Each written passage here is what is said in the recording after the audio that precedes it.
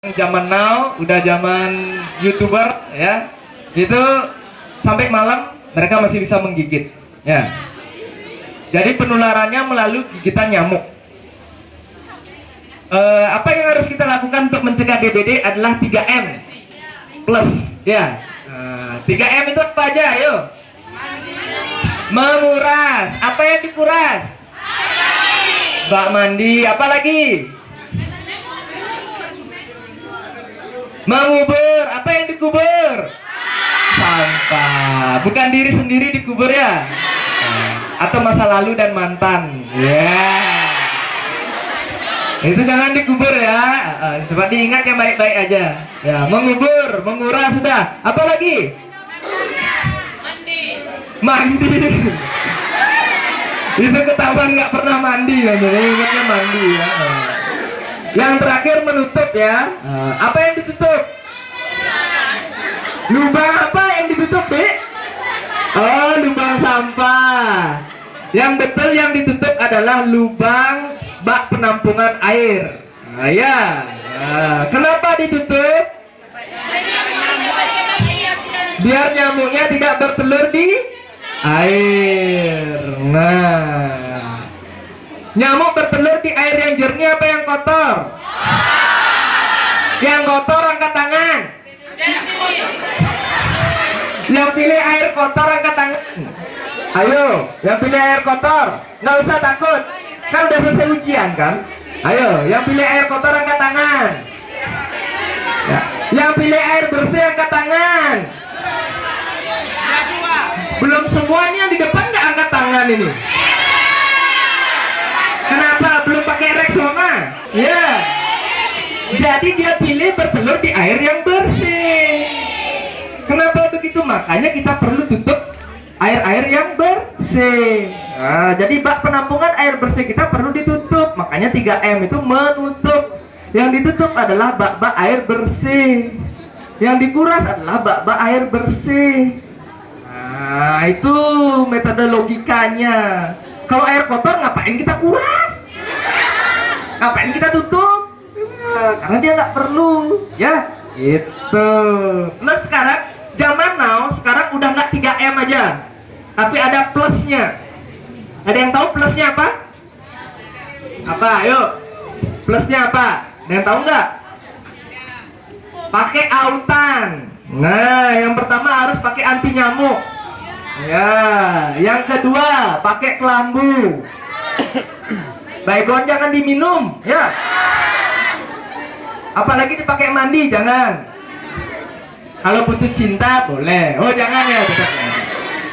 Jangan, nggak boleh ya. Ya. Habis itu harus ada jumante. Di sekolah harus ada jumante, di rumah harus ada jumante. Juru pantau jentik.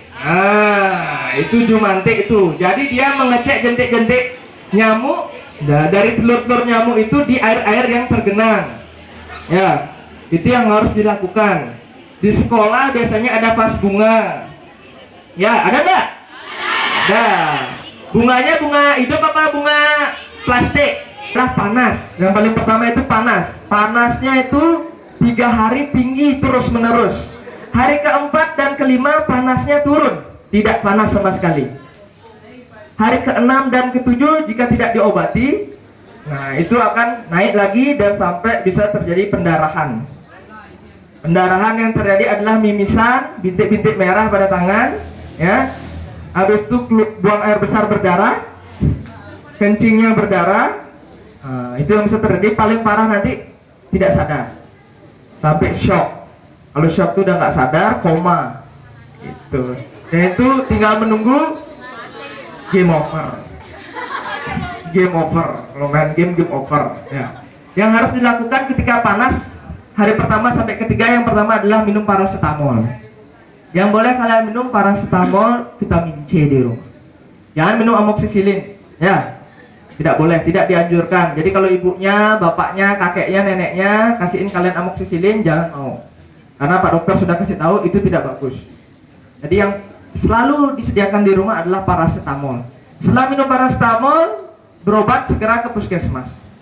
Ya, pemeriksaan darah bisa dilakukan ketika hari keempat Kenapa? Karena hari 1 dan 3 masih tidak jelas.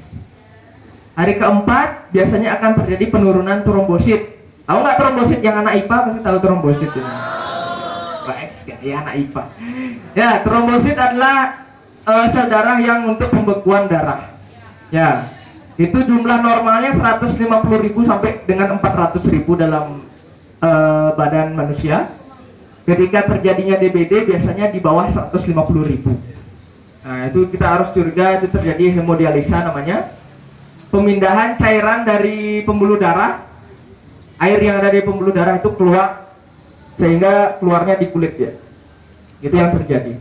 Makanya terjadi dehidrasi. Ya, setelah minum paracetamol yang harus dilakukan lagi kompres. Kalau panasnya terlalu tinggi, kompres di kepala, di ketiak. Kenapa di kepala? Pak dokter kemarin penyuluhan di mana ya? Di SMP kalau nggak salah, SMP Min itu tanya, kenapa di kepala Pak dokter dikompres? Ayo ada yang tahu nggak? Kenapa di kepala? Kenapa bukan di lutut? Atau di pantat? Yang dikompres? Ayo, kenapa? Ya, manusia itu adalah di otak. Jadi itu harus didinginkan paling pertama. Makanya dikompreslah di kepala. Jadi ketika kalian ditanya sama anaknya nanti atau sama saudaranya, kok di kepala dikompres bukan di perut? Jadi kalian bisa jawab, ya. Karena semua yang kita lakukan tuh harus ada alasannya. Seperti aku mencintaimu. Dengan alasan ya. Kalau ada cinta nggak ada alasan kan bingung kan? Orang pilih pacar kan karena satu cantik, ya kan ya. Banyak kan pilihannya. Nggak apa-apa ketawa boleh ketawa ya adik-adik ya. Nggak dimarah kok. Itu salah satu yang dilakukan. Yang kedua, yang ketiga adalah minum jus jambu biji. Ya, kurma boleh, ya, boleh dilakukan. Banyak pokoknya daun kelor boleh, yang pahit-pahit boleh, ya, semua boleh dilakukan. Yang paling penting langsung berobat ke puskesmas. Ini adalah virus baru. Virus baru hampir mirip dengan SARS. SARS yang belum ada obatnya juga. Yang pernah booming juga di tahun 2008 itu di luar negeri. Cuma bedanya SARS tidak sampai ke sini. SARS itu adalah hampir mirip juga dengan anthrax yang seperti itu. Corona itu virus baru yang pertama kali muncul di Wuhan, di Cina. Penyebabnya masih belum jelas karena belum teridentifikasi. Obatnya belum ada. Nah, itu problemnya. Sama seperti HIV yang pernah Pak Dokter jelaskan, obatnya belum ada, imunisasinya belum ada. Yang harus kita lakukan untuk mencegah ini adalah pertama, jaga kebersihan. Jaga kebersihan. Kebersihan diri, kebersihan lingkungan. Yang kedua, perbaiki cara batuk. Karena penularan dari corona ini adalah dari droplet, dari lendir, dari tiap orang yang ada batuk atau pilek. Bisa kasih tahu, coba Pak Dokter tanya, batuk yang betul itu seperti apa? Tutup mulutnya gimana yang betul? Ya, tadi udah nonton TV semua ini. Karena kalau kita batuk di sini, ini akan kemana-mana, ya kan? Kita habis batuk, pegang pulpen, virus kita akan nempel di pulpen. Pegang buku, virus kita akan nempel di buku. Pegang tas, virus kita akan nempel di tas.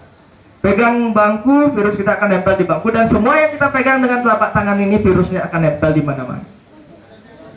Itu yang terjadi. Dan masih banyak di sini orang yang batuk nggak tutup mulut, ya kan?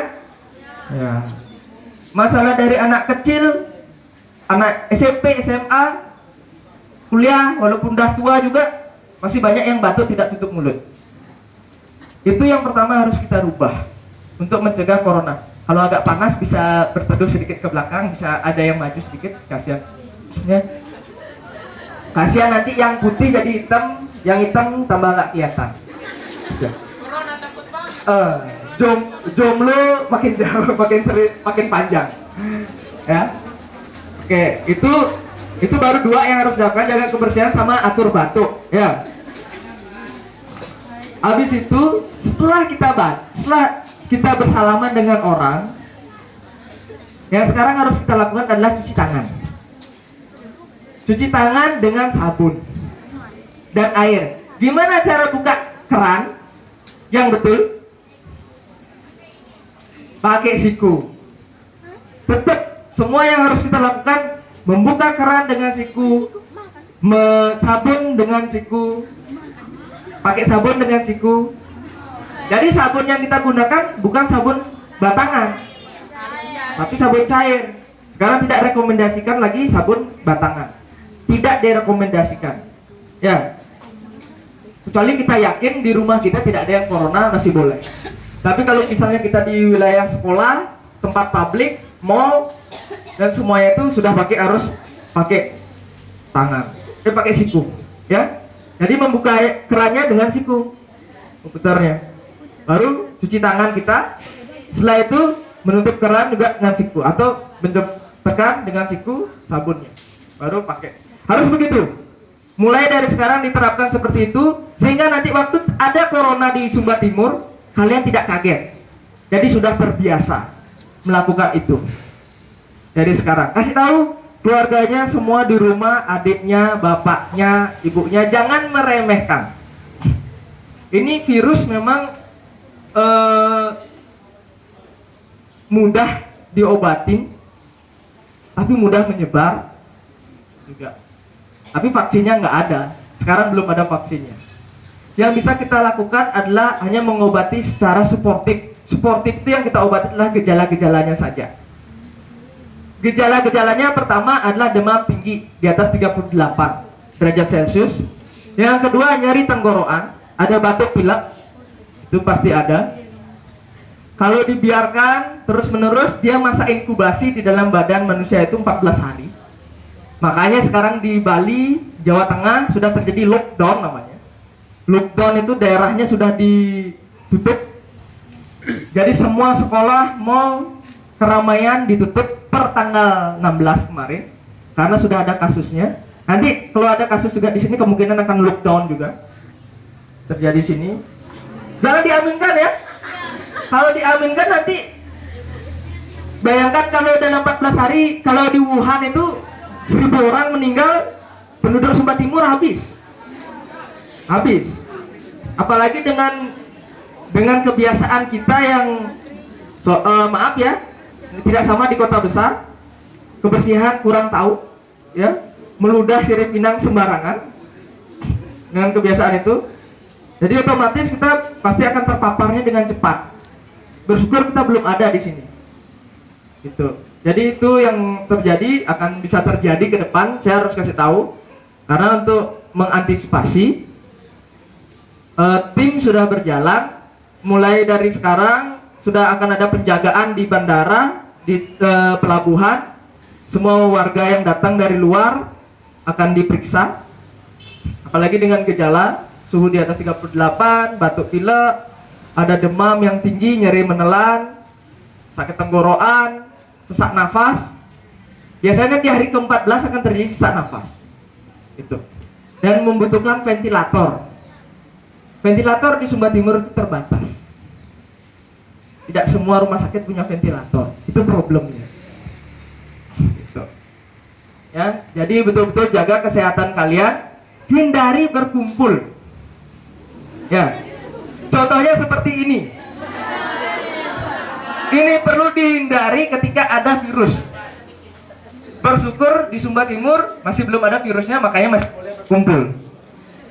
Tapi dari pemberitahuan Pak Dokter ini, hindari berkumpul. Maksudnya kalau ada konser itu sudah tidak ada. Hindari keramaian ke pasar, hindari jalan-jalan, hindari. Ini tetap harus saya kasih tahu untuk mengantisipasi. Yang paling penting kita hati-hati dengan orang yang terpapar dari luar negeri. Itu kuncinya. Walaupun dia ada panas, batuk pilek, tapi dia belum terkena dengan orang yang terpapar dari luar negeri, atau dia tidak pernah keluar negeri, itu masih tergolong aman. Ya. Tapi kalau sudah ada di lingkungannya, dia ada orang dari luar negeri baru pulang TKW, nah itu yang berbahaya kan.